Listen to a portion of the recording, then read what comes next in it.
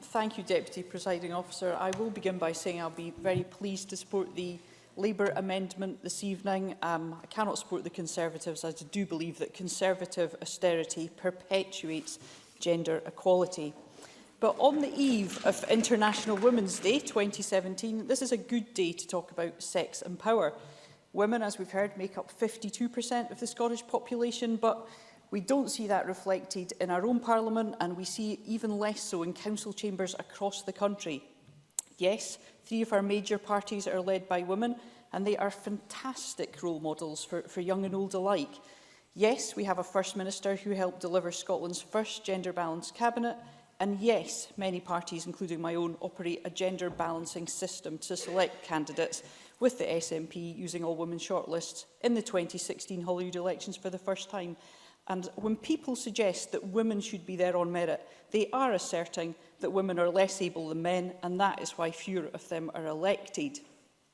And yet, women are just 35% of MSPs, 25% of local councillors and 17% of MEPs. And that's why I, along with Kezia Dugdale, founded Women 50/50, the campaign for at least 50% representation of women in our Parliament, in our councils and on public boards. Because it's not just that we've got a long way to go to be a diverse and inclusive Parliament, it's that we're going backwards. At the time of the Parliament's inception in 1999, 37% of MSPs were women, and that's now dropped, not a lot, but we're down at 35%. And that's no coincidence. Across the world, voluntary approaches have seen progress stall or regress at a saturation point of around 35% in recent years. And what this means is that the time for voluntary approaches is over. And that's why Women 50/50 wants legislation which would mean that all parties have to put forward at least 50% women candidates in the Scottish Parliament and council elections. And we want the same legislation for public boards. The theme of this year's International Women's Day, as you know, is Be Bold for Change. On Saturday, I sat in the public gallery and every seat in this chamber was full of women. I heard from Linda from Ghana, who spoke about the impact fair trade has made on her life. I heard a heartfelt, emotional plea from African women who asked us at a Scottish Parliament to do all that we can to end female genital mutilation. So we really do need to take bold, decisive action now to secure proper representation in our workforce for women, for those who are disabled and for our BME community.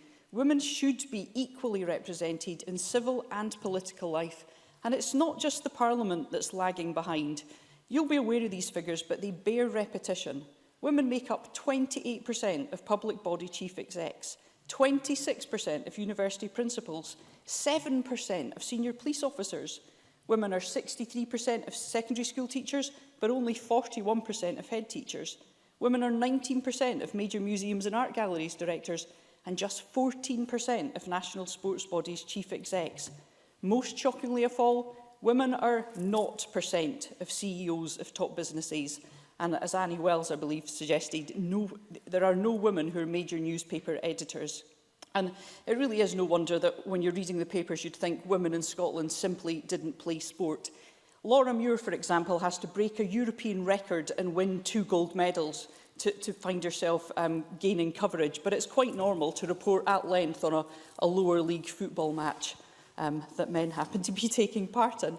White, non-disabled men hold the most power in Scotland, and they will continue to do so unless we take deliberate action to change our attitudes and cultural expectations about leadership and authority, and to break down the real barriers women face.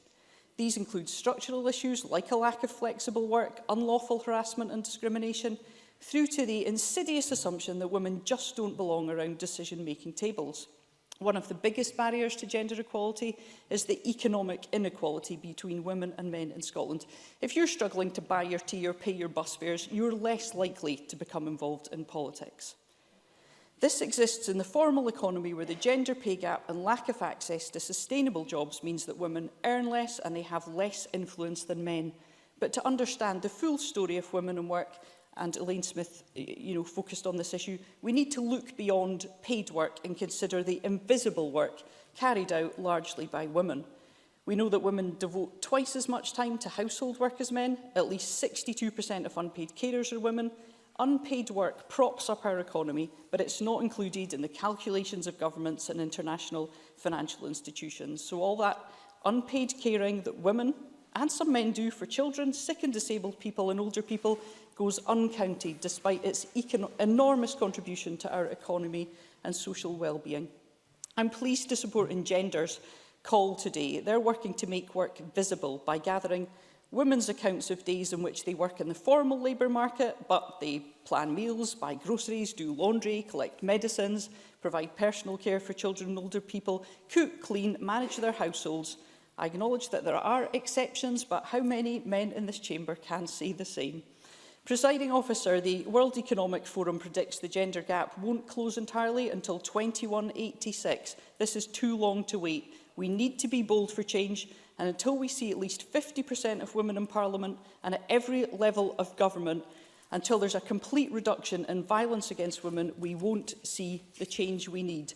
Can I just say in closing that I think International Women's Day was called International Working Women's Day, and I certainly believe that was a more appropriate name for this celebration. Thank you. Thank you very much. I call Mary Fee to be followed by